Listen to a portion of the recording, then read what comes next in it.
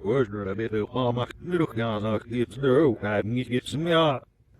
kiddos. Welcome back to the channel. I'm Uncle Franklin. That you are having a great day. And in today's video, we are in the third recorded attempt at this video because I kept stumbling over my words, rambling on for too long. And then in my recent recording, I realized that I was doing a really bad job of trying to articulate my point. So before we even begin, I'd like to say that this is not a video trying to get you to panic about Pokemon. Okay? This is not a video talking about Pokemon's bad. It's not talking about Pokemon's going to zero. This is not a video talking about Pokemon collapsing or anything like that. You know, that's not what this is about. What this is about, what we're here to talk about today, is the idea of Pokemon, market confidence, and the concept of any possible thing being too big to fail. Whether that's a collectible like Pokemon, a company like Pokemon, or a multimedia franchise like Pokemon. In today's video, we're talking about Pokemon, in case you couldn't tell. You see, let's start this off with a trip down memory lane, okay? Let's go back to the late 80s, early 90s, to when sports card collecting was the big thing. You know, everybody and their mom and pa, and my chair is very squeaky tonight. Everybody and their mom and pa was into sports card collecting. For good reason. There was a lot of confidence in sports cards in the late 80s. Be sure, there was a lot of companies pumping out a lot of boxes. But hey, you know, not only were these little cute rectangles a nice representation of the various sports and sports stars that everyone loves so much, but their price could go up or down based on the performance, retirement, or even death of the players they represented. And a Hall of Famer, well, that was just a sure win right there, right? So during this time, there was a lot of demand. And then there was just a bit less demand as people naturally moved on to other things. And then suddenly supply hit demand in the worst possible way. And there was too much supply and not nearly enough demand. And we were hit with what we call the junk wax era, where lots of boxes, even to this day, just aren't that desirable because the cards inside them just aren't that desirable. And that really did a number to the industry. It really painted a negative light on sports card collecting as a whole. Just a few years later, there was these little things called Beanie Babies going around that everybody had to get.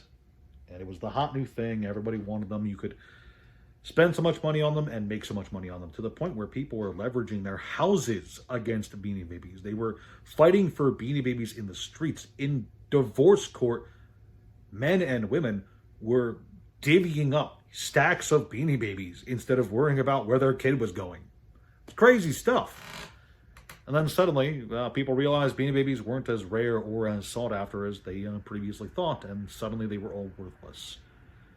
Similar stuff happened in France centuries ago, where you could buy a house for the low cost of one flower. No, seriously, look up Tulip Mania. It's crazy. All this is to say, you know, there can be a lot of confidence in a given market, a given collectible, a given item. Okay, there can be an insane amount of confidence from a huge swath of the population. And that confidence won't mean anything when the cold, hard waters of reality come crashing down and reveal that maybe, just maybe, those hyper-confident people were wrong. And they had placed their bets, and those bets came up just a bit less great than they would have liked. Pokemon is an absolutely massive multimedia franchise. It's currently the largest franchise in the world, in fact, if I recall correctly. It's got video games, TV shows, movies, comics, manga, and little cards that everybody likes to collect. Toys! Lots of toys. Shitload of toys. Plushies, pins, clothing, iPhone cases. There's a lot of crazy stuff out there for Pokemon, right? And there's also this general idea that you see regurgitated by a lot of the smartest people on the investor collector side of things right now in the hobby. I almost said inventor there. That Pokemon could ever possibly be too big to fail. And I think that's a very foolish mindset to have. Not because I think Pokemon is ever going to collapse, okay? I do not think Pokemon is going to collapse anytime soon. In fact, of the 3 games that are currently out right now, I think Pokemon has the largest chance of being around in 2150 when I finally expire. Okay? Set your dates, that's how long I'm living. Set your clocks, that's how long I'm living, sorry. You know, I think Pokemon is a great collectible, great franchise. Maybe doesn't have the best company behind it. Maybe Nintendo has done some really questionable things in the last few years. Maybe the Pokemon video games aren't getting better. In fact, they're kind of getting worse. And, you know, maybe there's a bit of improvement that can be done in that regard. But I do think Pokemon is a really fun game with a lot of natural demand from the general public. But at the same time, I do think it's very foolish to have absolute confidence in anything.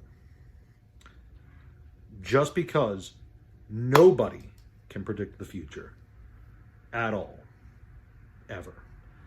I can have a lot of confidence in a lot of different things. There are collectibles, investments, etc. out there right now that I have a lot of faith in because I genuinely enjoy the product for whatever it is, and I think that it's going to either appreciate well into the future or it's going to be something that's going to retain its value very well. Either or is kind of good. Retaining its value isn't necessarily as good because inflation and all that jazz, but you get my point, right? Okay. But regardless of how much faith I have in any given object, collectible, investment, whatever, I don't park all of my eggs in one basket, right? Just because you can't see the future, you know, and nothing is too big to fail. Once upon a time, Disney, Star Wars, Marvel were the biggest whatevers in history. Disney was the biggest media franchise. Star Wars was the most beloved movie franchise. Marvel was the most beloved movie franchise. And, you know, for a while, they were really hot items, and you couldn't get enough of them. Look at where Disney is now. Name a Disney movie that came out in the last 5 years that you cared about. I will wait. Name a Marvel movie to come out since Endgame that you cared about. Yeah, that's what I thought. Name a Star Wars movie that came out since the prequels that was actually good. Yeah, that's what I thought. Really big things that have a huge swath of fans can sometimes not do as good as you think. Sometimes they just have a lull because the creatives behind them aren't doing the best that they could. And sometimes there's just a general crash because there's far more out there than people could ever possibly want. Star Wars has more out there than people could possibly want. And I say that in the nicest way possible. There's so much good Star Wars out there right now. Why would you ever want to watch or read anything produced by Disney? I say that as respectfully as possible, but I understand if you guys take that as mean-spirited. But seriously, go back and read some of the Star Wars books of the 90s. Now I've got to read the Thrawn trilogy again. I love those books. Anyway, getting off topic here again. Now this is like the third time. Yes, Pokemon is a great collectible. Yes, trading cards are great collectibles. And I do have a lot of confidence that over the next 10 to 15 years, I think the Pokemon cards we have now are going to appreciate very well. But just because I have that confidence, or just because you might have that confidence, doesn't mean you should be fully willing to leverage your house or a car or whatever against Pokemon cards. I do think it's nice if you can finance a house out of Pokemon cards. In fact, saw not too long ago that someone was able to put a down payment on their mortgage with the gains they made with Pokemon cards. See, that's good. That's what I want to see. I don't want to see you going into debt over Pokemon cards, though.